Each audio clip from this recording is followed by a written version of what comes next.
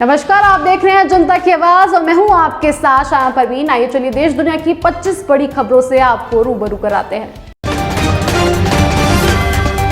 Supreme court ने NEET PG counselling को लेकर बड़ा फैसला देते हुए 2021-22 के सत्र के लिए 27% ओबीसी आरक्षण को बरकरार रखा। सुप्रीम कोर्ट ने कहा, हम ओबीसी आरक्षण को मंजूरी दे रहे हैं।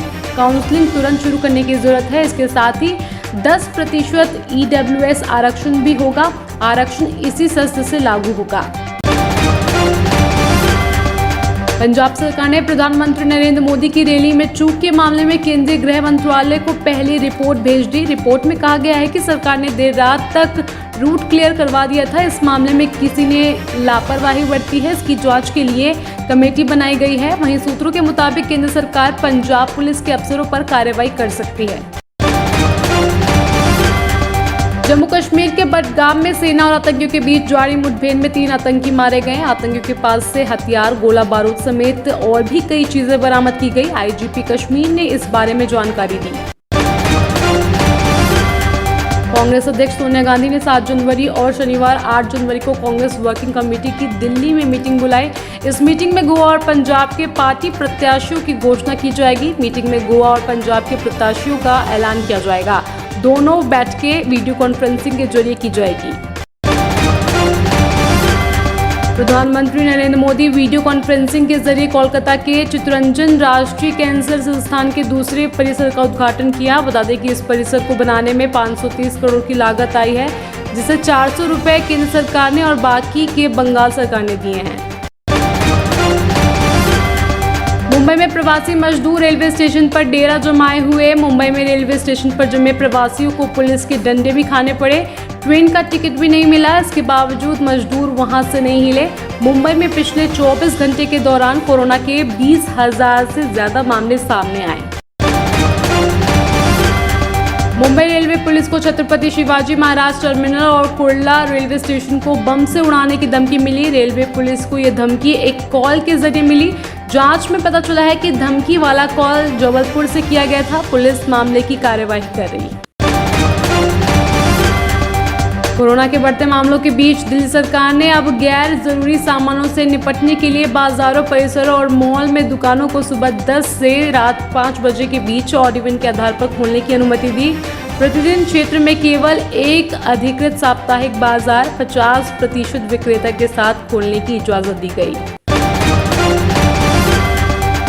देश में कोरोना की महालहर आ चुकी है। खतरे का आलम यह है कि अब एक दिन में कोरोना केस 1 लाख के पार चले गए हैं।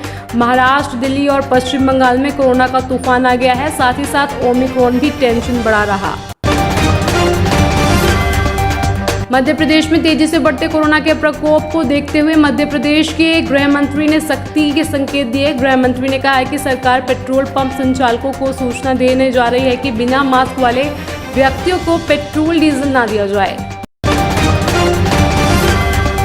दिल्ली में 30,000 से ज्यादा एक्टिव मरीज हैं, जिनमें 24 मरीज वेंटिलेटर पर है। दिल्ली के स्वास्थ्य मंत्री सत्येंद्र जैन ने जानकारी दी। उन्होंने बताया कि अस्पताल में मरीजों की भर्ती बढ़ रही है। इस लहर के जल्द ही पीक पर पहुंचने की आशंका है।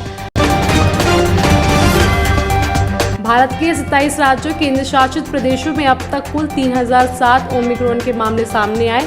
वहीं ठीक होने वालों की संख्या 1199 हो गई है। केंद्रीय स्वास्थ्य मंत्रालय ने यह जानकारी दी। पश्चिम बंगाल की मुख्यमंत्री ममता बनर्जी की ओर से अनोखी पहल शुरू की गई। दरअसल वो राज्य में कोरोना मरीजों को फलों की टोकरी पहुंचा रही है। इस टोकरी पर लिखा है, get well soon Mamata Banerjee.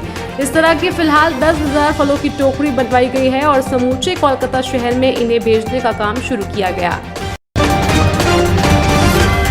Lucknow में नाइट कर्फ्यू अब रात 10 बजे से सुबह 6 बजे तक लागू रहेगा। कक्षा 10वीं तक के सभी शैक्षणिक संस्थान 6 से 14 जनवरी के बीच बंद रहेंगे। शादी समारोह में अधिकतम 100 लोगों की अनुमति होगी। पुलिस स्थानों पर किसी भी आयोजन में अधिकतम 50% जनता की अनुमति है। पश्चिम बंगाल में कोरोना के बढ़ते मामलों के बीच मुख्यमंत्री ममता बनर्जी ने राज्य में आने जाने वालों के लिए RT-PCR टेस्ट अनिवार्य कर दिया। ममता ने कहा कि अगले 15 दिन बेहद अहम है। सुप्रीम कोर्ट ने CBSE बोर्ड के मामले पर फैसला सुनाते हुए छात्रों को बड़ी राहत दी। कोर्ट ने कहा है कि इम्प्रूवमेंट एग्ज़ाम के नंबर फाइनल नहीं माने जाएंगे, बल्कि असल परीक्षा और इम्प्रूवमेंट एग्ज़ाम दोनों में जिसमें बेहतर नंबर होंगे उसे अंतिम माना जाएगा। कोविड-19 के मौजूदा हालात को देखते हुए दिल्ली सरकार ने निजी स्कूलों में नर्सरी एंट्री लेवल की कक्षाओं में दाखिले के लिए आवेदन भरने की लास्ट डेट बढ़ा दी है।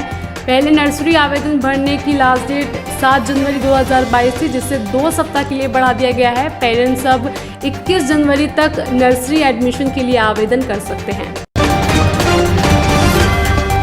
चुनावी रणनीतिकार प्रशांत किशोर ने फरवरी में 5 राज्यों में होने वाले चुनावों को सुरक्षित तरीके से कराने का फॉर्मूला बताया। उन्होंने ट्वीट किया कि चुनाव वाले राज्यों में चुनाव आयोग को 80% आबादी के लिए वैक्सीन की 2 डोज अनिवार्य कर देना चाहिए। तेजी से फैलते महामारी के बीच यही चुनाव कराने का इकलौता सुरक्षित तरीका है।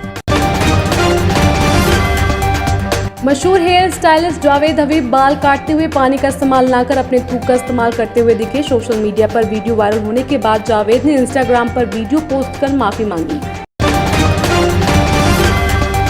दिल्ली में ओमिक्रॉन के खतरे को देखते हुए एम्स की ओपीडी केवल सीमित रोगियों के रजिस्ट्रेशन होंगे। सभी स्पेशलिटी क्लिनिक को फिलहाल बंद किया जाएगा। इन्हें बाद में शुरू करने को लेकर फैसला किया जाएगा।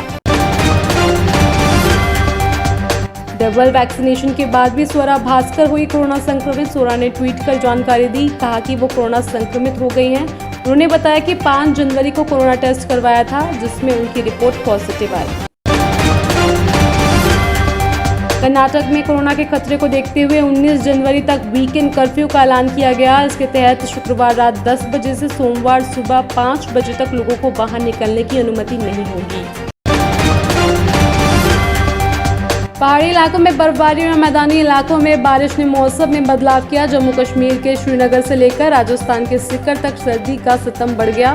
झारखंड, बिहार, यूपी, दिल्ली सहित कई राज्यों में बारिश के आसार। आईसीसी ने टी20 इंटरनेशनल क्रिकेट की प्लेइंग कंडीशन में 2 अहम बदलाव किए। टी20 इंटरनेशनल क्रिकेट में स्लोअर ओवर रेट और ड्रिक्स ब्रेक को लेकर बदलाव किए गए। लग्जरी गाड़ी बनाने वाली कंपनी BMW ने हाल ही में अपनी M brand electric car iX M60 पेश की है। इस कार में एक्सटीरियर का रंग बटन दबाते ही बदल जाता है। पलक झपकने से पहले ही ये कार काली से सफेद और सफेद से ग्रे रंग की हो जाती है। फिलहाल आज की 25 बड़ी खबरों में इतना ही। बाकी खबरों के लिए देखते रहिए जनता की आवाज। अगर आपको हमारी वीडियो अच्छी लगी हो तो इसे लाइक करें, साथ ही हमारे चैनल को सब्सक्राइब भी कर दें।